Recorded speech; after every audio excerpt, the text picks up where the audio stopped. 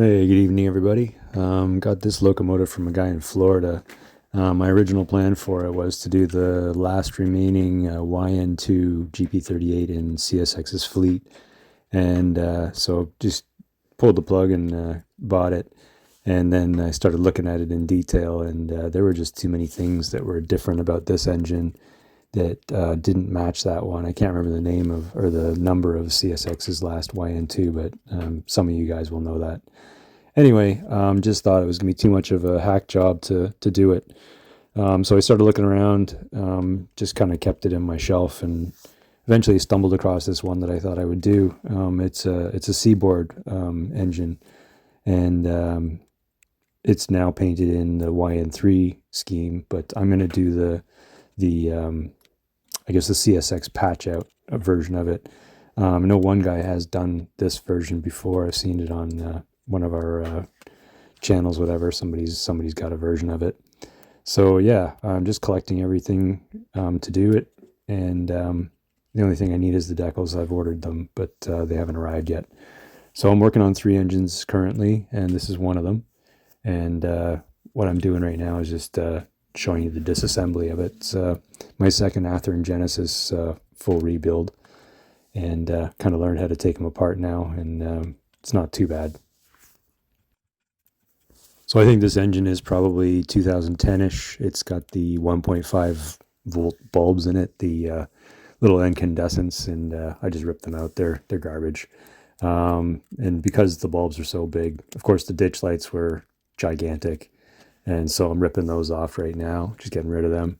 And they leave, actually they leave quite a big hole in the front pilot there, the front walkway.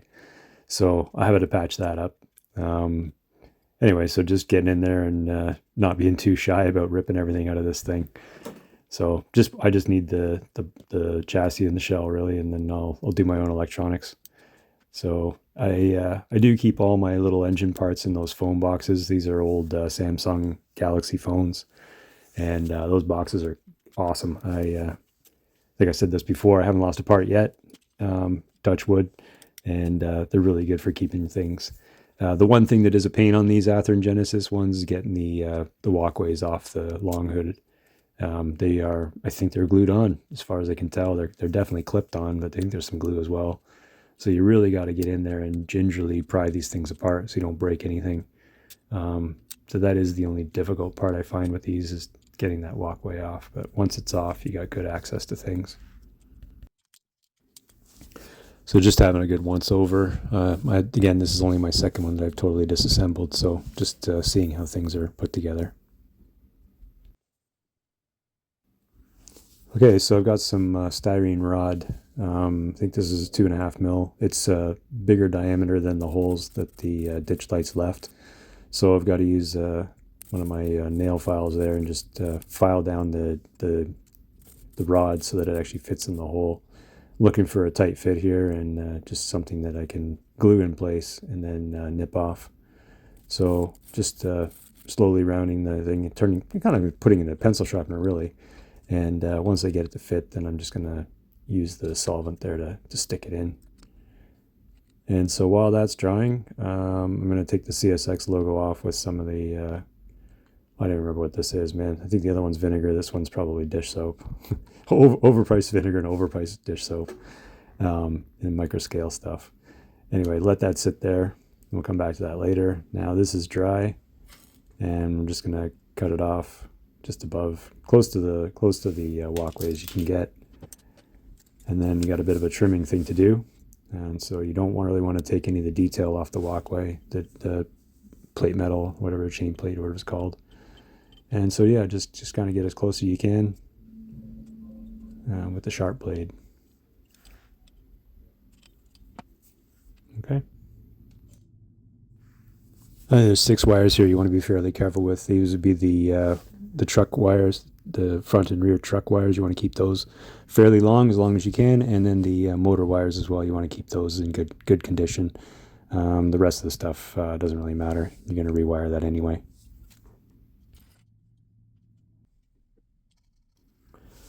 So after that microsol sat there for quite a while, probably about 10-15 minutes, you can get in there with your fingernail. And I'm also using some 70% IPA as well, a Q-tip, and just generally rubbing it off. It does loosen up quite nicely, so not too bad. Got that in. And then I did follow up with a toothpick on this one, just to get right in between each of the doors to get most of the paint out of there. Just thinking ahead, you're going to want the paint out of there when you're starting to do your panel lining.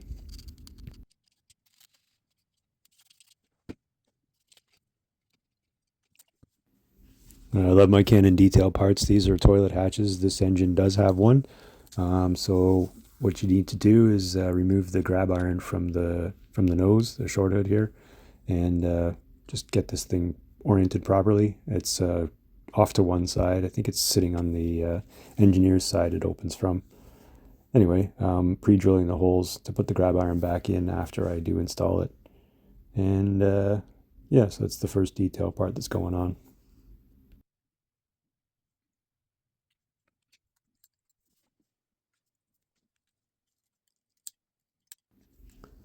The weld lines are actually part of the plastic, so you gotta get rid of those. So I'm basically sanding them off and cutting them off just to get a nice flat surface to put that toilet hatch on, and roughing up the surface to make the glue stick a little bit better as well.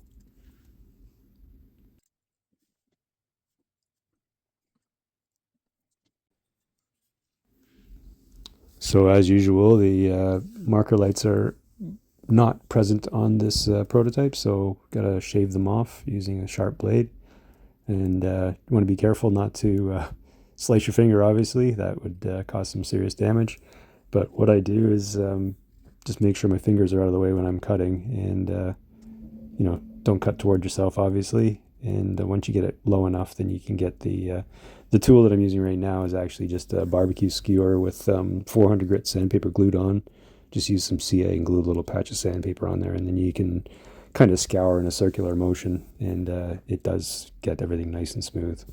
And 400 grit is awesome for that.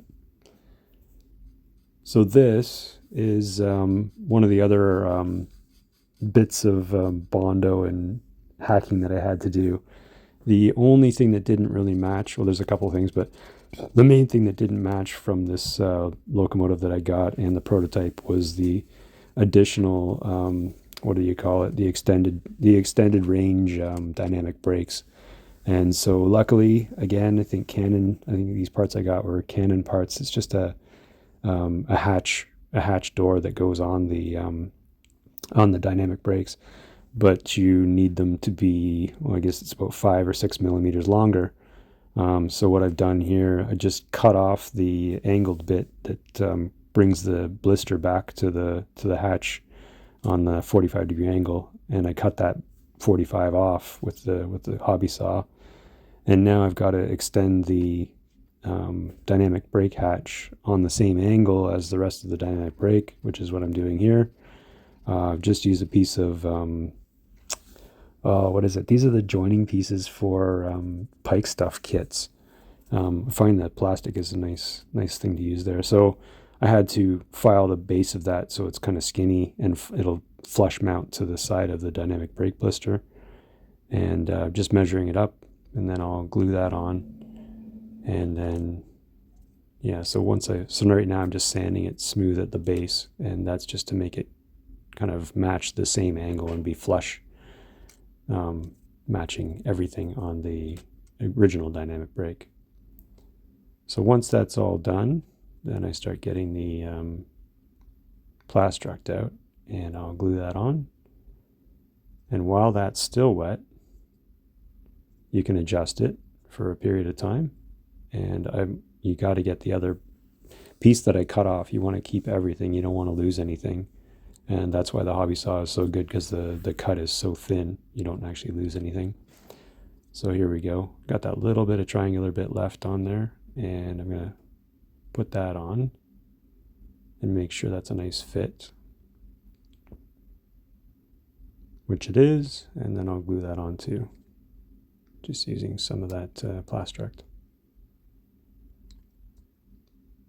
And so what you're left with now is an extended range dynamic brake, and that hatch door on there just kind of finishes it off. had a real problem. These things are like almost like tin foil. They're so thin, those little doors. So be careful with those. But there are 16 of them, I think, or 12 of them. So anyway, so that was one of the main things I got to change. There's the other change I got to do is at the battery boxes. So here I'm just doing the other side. So you got to do 2 cuts at a 90-degree angle, one flush with the direction of the dynamic brake, and then one at a 90-degree angle right at the end of the grill.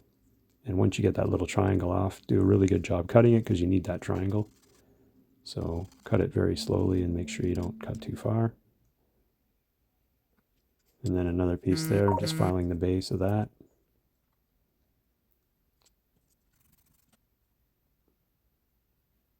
Okay, that's a good look at it, up close look at it. And that should fit nicely.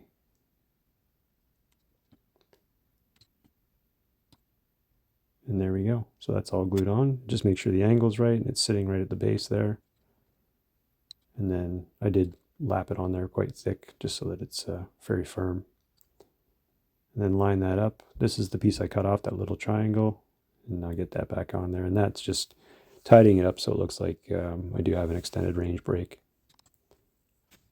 Okay, so that's basically the only adjustment I did on the roof.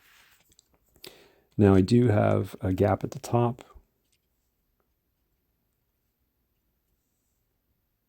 So yeah, there's a hole still at the top because I only put one piece on. And what I'm doing is I'm putting that, putting on some blaster or some evergreen 60 by 60 thou there. It's a square rod. Just cut a tiny piece off there and slide it in the hole. And then once it fits nicely, yep, we'll just glue that back in there. And that's going to make it fairly flat and fairly solid as well.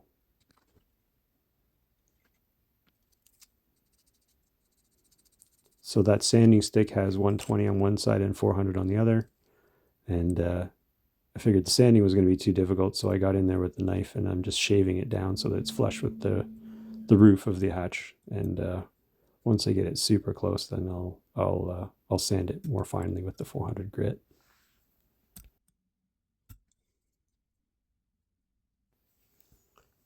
Okay, so once those 2 pieces are glued in and dried, then I sand them down as smooth as I can get them, and then I'm going to pull out the Tamiya putty and start getting into there and filling in the final little cracks that I do have. So this is just kind of, filling in as much as you can, and then get a kind of a spatula kind of tool, which I think I usually just use a piece of styrene because it's flexible. It kind of goes in there like a putty knife. Let's see what I use here. Yep, just a piece of styrene. And then just jam that in as hard as you can and make it as smooth as you can. Kind of like doing drywall. I'm just filling up all the holes. And then that'll get sanded down smooth. So hopefully after it's painted, you shouldn't really notice that I've actually extended the range of the dynamic brakes. So I like to leave this stuff on overnight and let it harden up so that I can sand it nicely, and actually I scrape it with the blade as well. Both are good techniques. The blade is nice and flat, obviously. So if you can slide it across there, you can get a nice flat surface, and it kind of shaves off nicely. So the hatch doors were actually raised up in the prototype. So I'm using a piece of 10 thou styrene, and I glued the doors on there first off.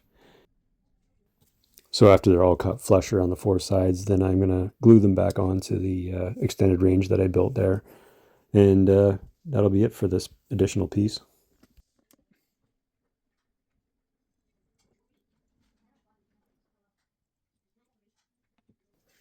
So I'm just using canopy glue to fix these back on, and I put a little dot of canopy on the toothpick as well. Really nice to pick up the piece you're dealing with and get it nicely placed. So there I go, just putting a bit of canopy glue on both sides. And then I'm using the same toothpick to pick up the piece, and I can get it perfectly placed and then squish it on with my finger. So much easier. And that canopy glue, you don't have to worry about any kind of haze being left over, you can easily scrape that off once it's dry. I wouldn't recommend doing that with CA, but definitely with canopy glue. And once this is dry, it'll stay on. You don't have to worry about it. So I'm just going around with a toothpick and cleaning up any of the excess that's kind of bleeding out from the sides there. I don't want it to be globby and blobby. So once that's all clean, I'll let it dry off.